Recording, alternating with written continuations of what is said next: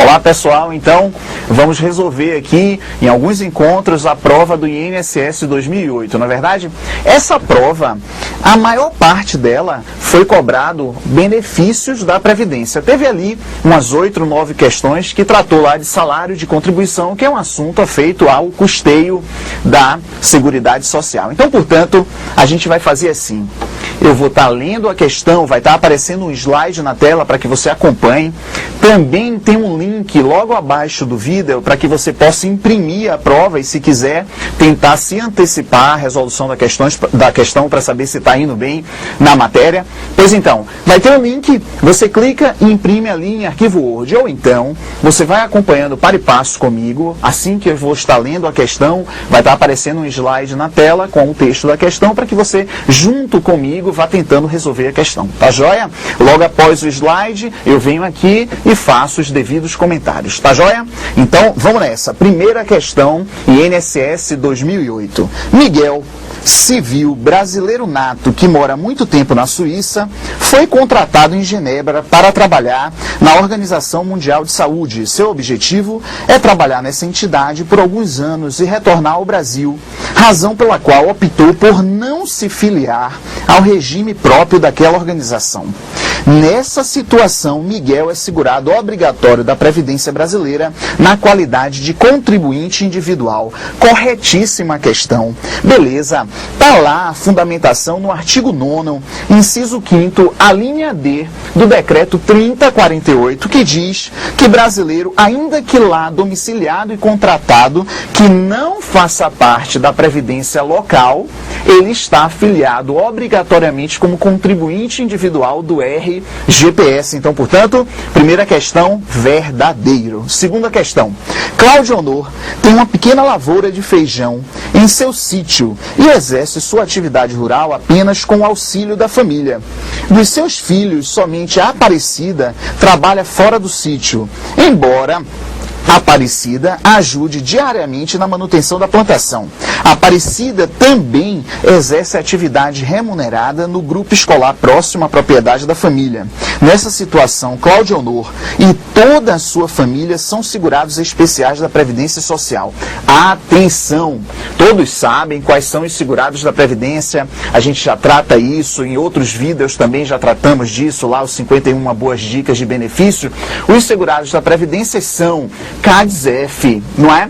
Então, desse CADES-F tem ali o S do segurado especial. Para um segurado estar enquadrado como segurado especial, requer exclusividade. Ou seja, Cláudio Honor e sua família, que trabalhe exclusivamente ali na produção rural, esses são segurados especiais. A Aparecida, como tem outra atividade, muito possivelmente como empregada, ou até mesmo como contribuinte individual nessa escola próxima à sua morada, ela está fora, porque não pode um segurado ter dois enquadramentos, sendo um dele segurado especial.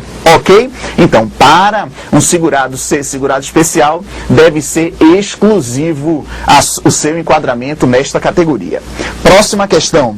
Nelson ocupa cargo em comissão de livre nomeação e exoneração na Secretaria de Saúde de uma prefeitura que instituiu o regime próprio de previdência social.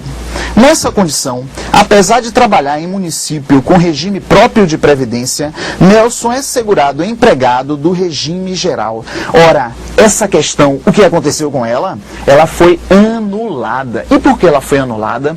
Porque não tem uma informação aqui importantíssima em relação aos ocupantes de cargo em comissão. Qual é? Qual é essa informação?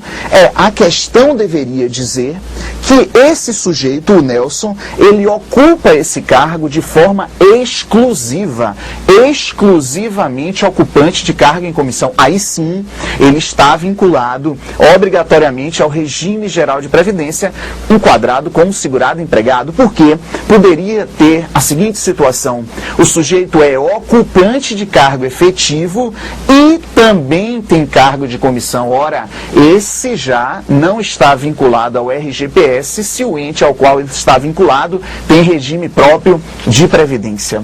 Ok? Então, portanto, questão 3 ela foi muito bem anulada. Questão 4. Beatriz trabalha em Brasília na sucursal da Organização das Nações Unidas, da ONU, e não tem vinculação com regime de previdência estrangeiro. Nessa situação, Beatriz é segurada da Previdência Social brasileira na condição de contribuinte individual falso para resolver essas questões, pessoal. Bastava o aluno ter conhecimento, ter lido, ter internalizado, se fosse o caso, o artigo 9º do decreto 3048, seus incisos 1º, 2º, 3º, até o 7º, que ali vai tratar de todos os segurados da Previdência. Então, portanto, essa questão ela é falsa, porque nessa situação bem descrita no artigo 9º, inciso 1º, a linha Q, está lá discriminado um dos casos de enquadramento como segurado empregado e não como contribuinte individual. Então, portanto, questão 4, falsa. Questão 5, Otávio, contador, é aposentado por regime próprio de previdência social e começou a prestar serviços de contabilidade em sua residência. Dada a qualidade de seus serviços, logo foi contratado para dar expediente em uma grande empresa da cidade. Nessa situação, Otávio não é segurado do regime geral de previdência, do RGPS, tanto por ter pertencido a um regime próprio, quanto por ser aposentado. Ora, tá claro, essa questão é duplamente falsa, duas vezes errada. Tem duas informações aqui que são inverídicas. Aluno que está estudando legislação previdenciária não pode ter dúvida quanto a esses aspectos. Ou seja, ou melhor, quais sejam os aspectos que eu acabo de dizer. Primeiro, sujeito é aposentado, seja por qual regime for. Aposentado por RPPS, aposentado por RGPS, retorna ao trabalho em atividade abrangida pelo RGPS, segurado obrigatório, seja lá em um dos CADs F, não é? Enfim, facultativo não poderia, porque facultativo não tem atividade. Mas então, sujeito é aposentado e retorna ao trabalho, segurado obrigatório. E depois, qual outro erro? Por eles ter pertencido a regime próprio de previdência. Outro erro também absurdo, porque ainda que ele não tivesse sido aposentado e tivesse vinculação ativa com o RPPS, se exercesse outra atividade abrangida pelo RGPS, estaria vinculado obrigatoriamente a dois regimes, ao RPPS original, o primeiro, e depois ao RGPS por estar exercendo atividade remunerada. Então, portanto, questão 5, ela é falsa. Questão 6, ainda tratando dos segurados da Previdência. Diz assim: um síndico de condomínio que resida no condomínio que administra e receba remuneração por essa atividade é segurado da Previdência na qualidade de empregado tranquilo. É falsa a questão, porque neste caso ele está enquadrado como contribuinte individual. Ok? Qual é a fundamentação? Está lá no artigo 9º, inciso 5º, a linha I do decreto 3048. Sétima questão. Um cidadão belga que seja domiciliado e contratado no Brasil por empresa nacional para trabalhar como engenheiro na construção de uma rodovia em Moçambique é segurado da Previdência Social brasileira na qualidade de empregado. Perfeito, lá, correta, está lá no artigo 9º, no inciso 1º, na linha C do decreto 3048, que diz assim: o estrangeiro domiciliado e contratado no Brasil para trabalhar como empregado no exterior é segurado empregado obrigatório do RGPS. Está lá a fundamentação, artigo 9º, inciso 1º, a linha C do decreto 3048. Vamos para a próxima. Um adolescente de 14 anos de idade, menor aprendiz, contratado de acordo com a lei de regência, apesar de ter menos de 16 anos de idade, que é o piso para inscrição na Previdência Social, é segurado empregado no regime geral. Perfeito! Todos sabem, quem está assistindo esse vídeo já está estudando legislação previdenciária, adora a matéria, não é verdade? Matéria bacana, sei meus direitos perante o INSS, sei os meus deveres perante o custeio da Seguridade Social, devo contribuir, quanto devo contribuir. Então todos sabem que um dos requisitos para ingresso no RGPS é a idade mínima. De quanto?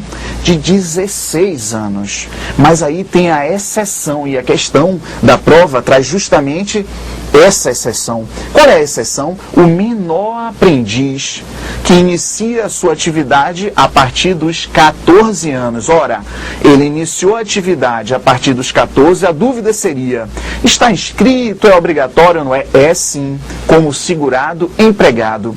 Mas eu estou estudando só o decreto 3048, encontro essa informação? Não, eu tenho que ir na IN 20, a IN, a Instrução Normativa que trata dos procedimentos da área de benefícios. E lá, no seu artigo 32, inciso 4º da IN 20, trata do menor aprendiz e do limite de 14 anos para ingresso na Previdência. Beleza?